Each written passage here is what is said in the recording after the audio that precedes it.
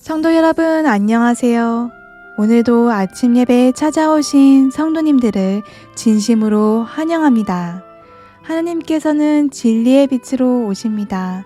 오늘도 하나님께서 말씀으로 주시는 음성을 따라가며 하늘의 평안 속에 거하는 하루 사시는 성도님들 되시길 간절히 바랍니다.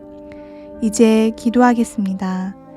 하늘에 계신 하나님 아버지, 우리에게 귀한 하루를 선물해 주심에 감사드립니다. 이 시간 말씀을 듣는 성도님들 중에 질병이나 어려움에 놓인 분들이 있다면 주님을 더욱더 의지하고 말씀을 붙잡아 다시 전진할 수 있도록 도와주시옵소서.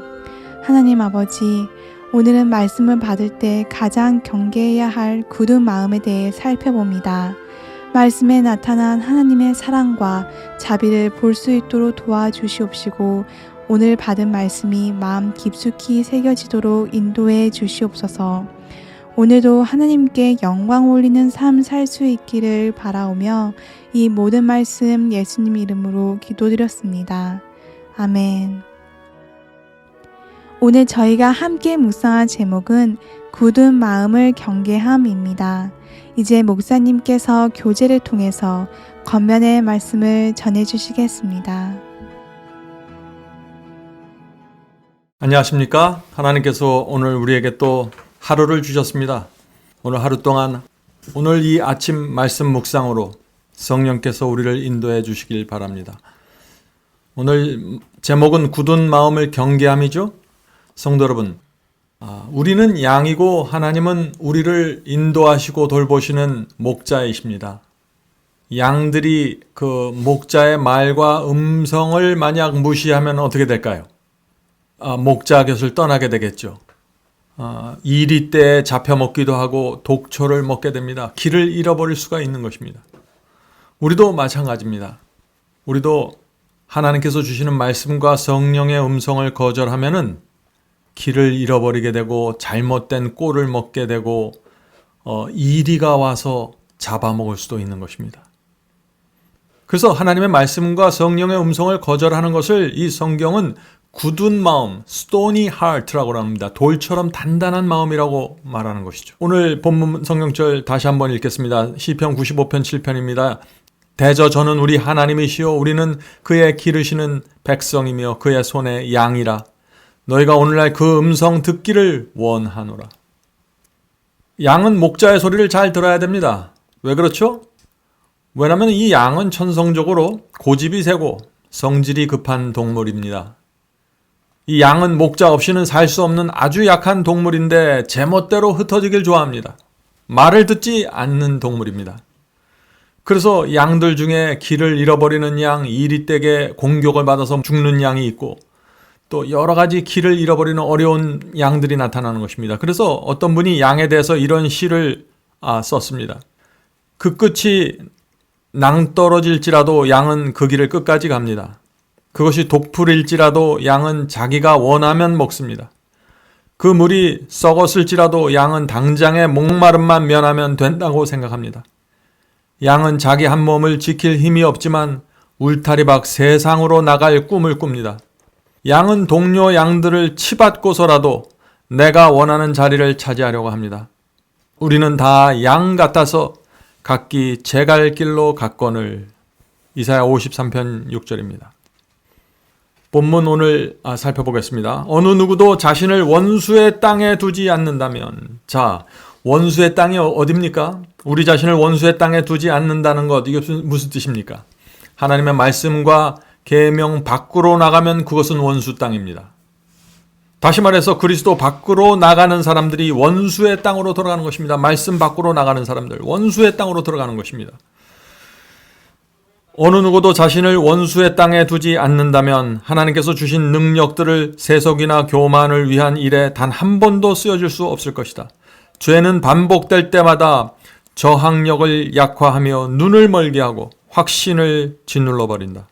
성도 여러분, 양은 우리 안에 있는 것이, 울타리 안에 있는 것이 가장 안전한데 말씀과 계명이라는 이 울타리를 벗어나 버리면 원수의 땅으로 들어가는 것입니다. 울타리 밖에는 안전이 없습니다. 양은 너무나 약하기 때문에 울타리 밖으로 나가는 순간 완전히 무방비 상태가 되는 것입니다. 그래서 말씀과 계명이 무너진 삶을 살게 되죠. 그렇게 되면은 죄를 반복하게 되고 죄를 밀어내는 저항력이 사라지게 됩니다. 죄가 마음에 들어오면 어떤 현상이 일어날까요? 영적인 눈이 멀어지게 됩니다. 내가 그리스도 안에 있다는 확신을 잃어버리게 됩니다. 계속해서 읽어보죠. 주께서는 그것들이 제2의 성격이 되기 전에 잘못을 고칠 기회를 갖도록 우리에게 경고하고 권면하며 견책하신다. 자, 죄가 제2의 성격, 제가 제2의 나의 성격이 되기 전에 라는 말이 무슨 뜻인가요? 죄가 내 습관이 되기 전에 라는 말입니다. 죄가 나의 습관, 나의 한 일부가 되기 전에 고쳐야 한다고 목자이신 그리스도께서 말씀해 주시는 것입니다. 영적 눈이 멀게 되고 진리에 대한 확신을 잃어버리기 전에 원수의 땅에서 빠져나오도록 성령께서 우리 양심 속에 책망해 주시는 것입니다. 이것이 목자의 역할입니다. 계속 읽겠습니다. 우리가 교정받기를 거절한다면 하나님께서는 우리 자신의 행동 경향을 저지하기 위하여 개입하지 않으실 것이다. 이 말씀은 중요한 말씀이죠. 제가 여러 번 말씀드린 내용입니다. 하나님께서 당신의 양들이 올바른 길로 가라고 독초를 먹지 말라고 사랑으로 견척해 주시고 호소하시는데 위험을 알려주시는데 그럼에도 불구하고 우리가 거절하면 어떻게 됩니까? 하나님께서 억지로 개입해서 붙잡아 주지 않으신다는 것입니다. 성도 여러분, 여러 번 말씀드렸죠? 하나님께서는 우리 자유의지와 선택을 억지로 꺾지 않으십니다. 집 떠나는 당자를 억지로 붙잡지 않으십니다. 내가 진리가 무엇인지 알고 성령께서 내게 무엇을 말하는지 알매도 불구하고 내가 그것을 거절하고 내 갈 길을 택한다면 하나님께서 억지로 붙잡지 않는다는 것입니다. 물론 호소합니다. 돌아오라고 외치십니다. 그러나 억지로 강제하지 않는다는 것입니다.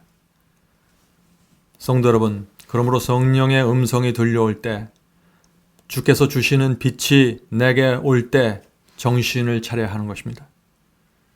그것이 그리스도 안에 남아있는 비결입니다. 계속 읽겠습니다. 거룩한 진리에 대하여 무신론자의 뻔뻔함이나 둔감한 무관심을 나타내는 사람은 그 자신이 뿌린 수학을 거둘 뿐이다. 많은 사람의 경험이 그러하였다. 그들은 한때 그들의 영혼을 감동시켰던 진리를 냉정한 무관심으로 듣는다. 그들은 진리에 대한 부주의와 무관심과 거절의 씨앗을 심었다. 그러므로 그것이 그들이 거둘 수학이다. 성도 여러분, 말씀의 씨를 마음에 뿌릴 때 그것을 받아들이는 태도가 굉장히 중요합니다. 하나님의 거룩한 말씀의 빛이 내게 왔을 때 그것을 무관심하고 냉정함으로 대하면 어떻게 될까요? 그렇게 대하는 나의 태도에 따라 결과가 생기는 것입니다. 부주의함과 무관심과 거절의 씨를 심으면 그런 결과들이 내 마음과 생애 속에 나타나는 것입니다.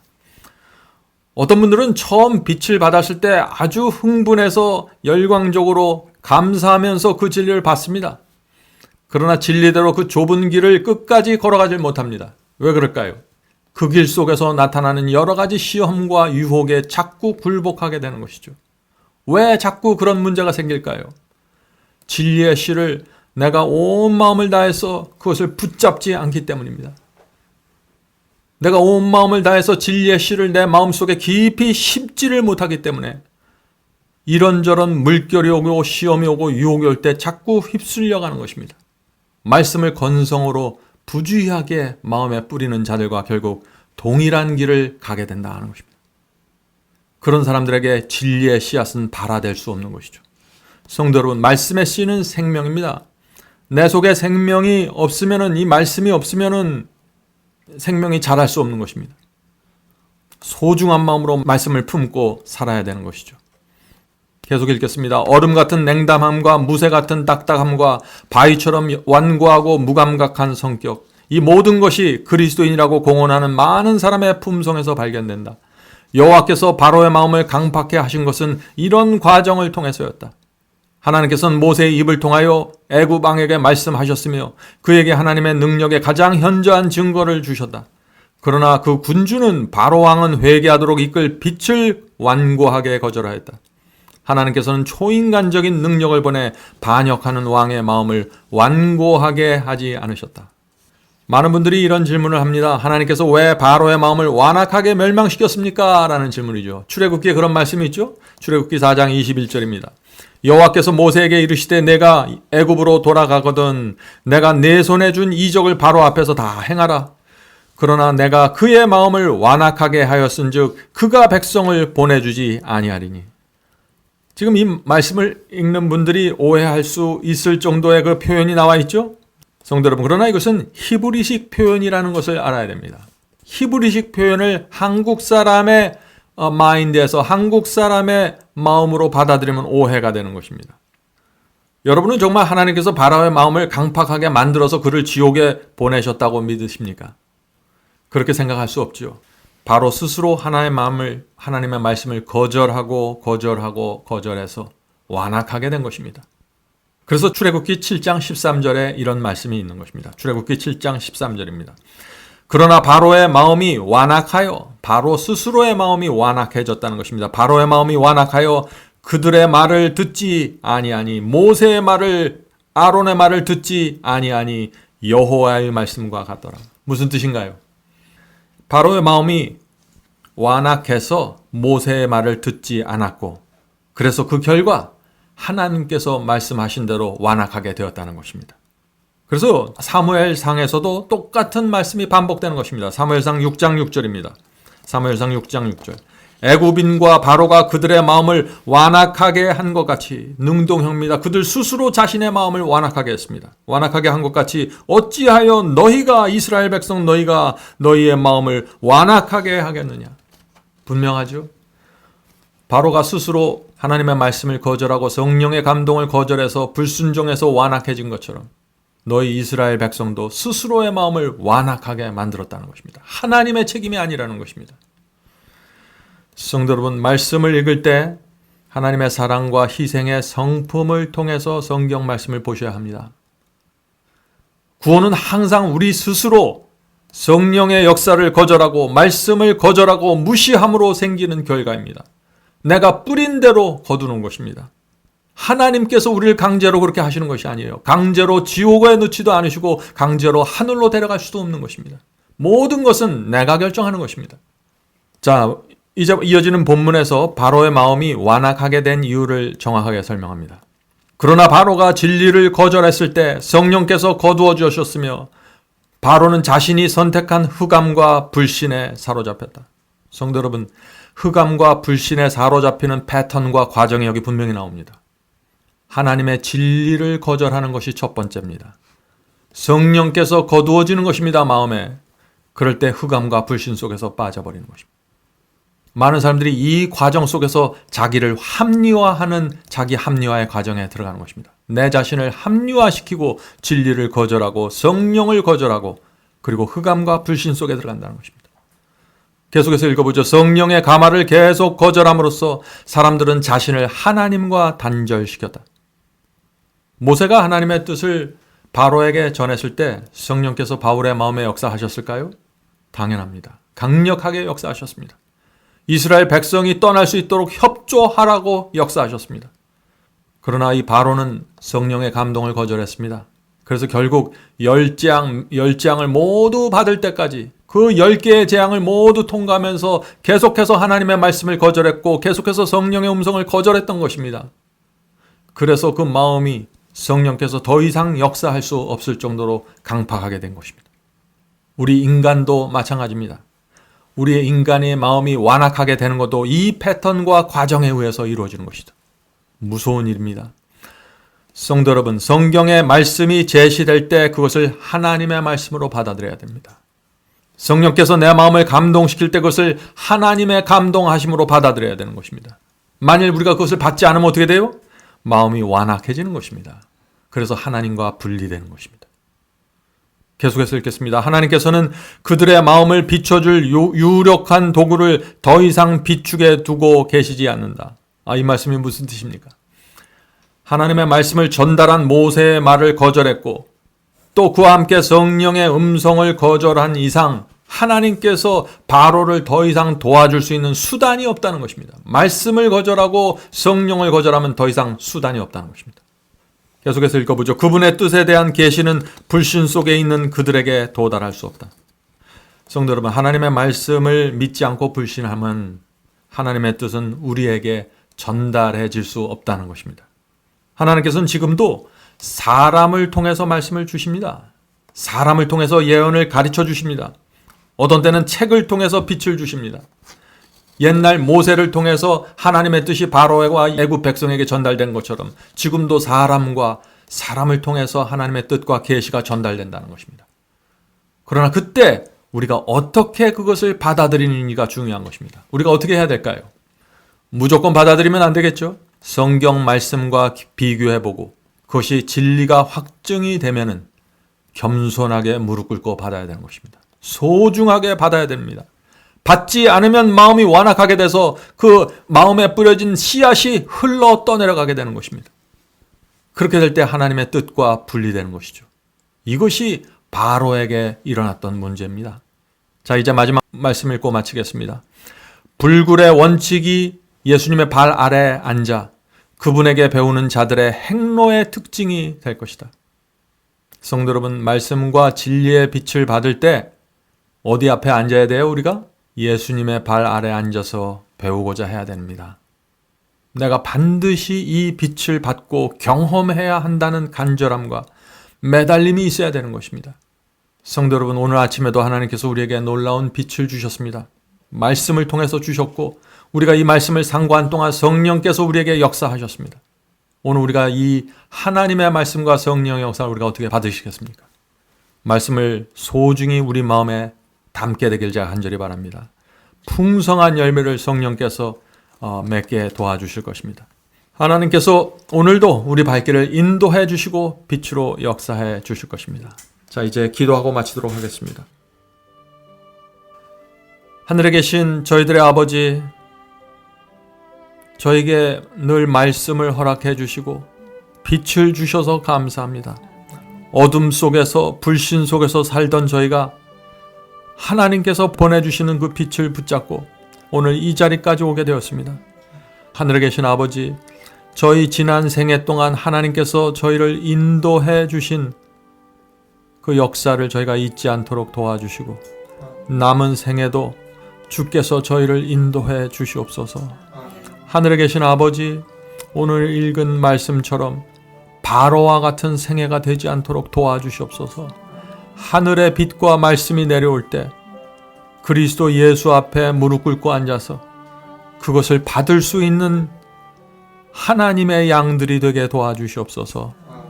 오늘 하루도 저희와 함께 하여 주시고 특별히 몸과 마음의 아픔이 있는 성도들에게 함께 하여 주시고 경제적인 고통 속에 있는 부모들, 또 자녀 때문에 고통당하는 아버지들 주께서 기억하시고 인도해 주시옵소서. 예수님의 이름으로 간절하게 기도드립니다. 아멘.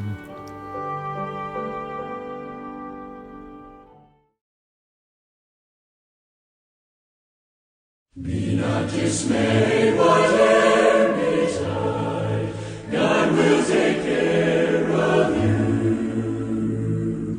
Beneath His wings of love abide, God will take care of you. God will take care of you through every day or all the way. He will take care. Take care of you. Through days of toil when heart doth fail, God will take care of you. When dangers fierce your path assail, God will take care of you. God will take care of you through every day or all the way. He will take care of you. God will take care of you.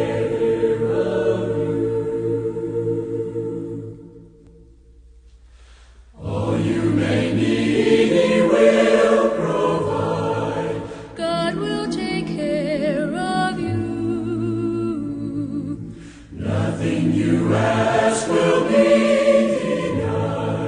God will take care of you.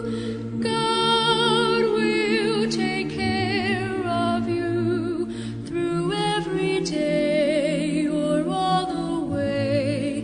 He will take care of you. God will take care of you.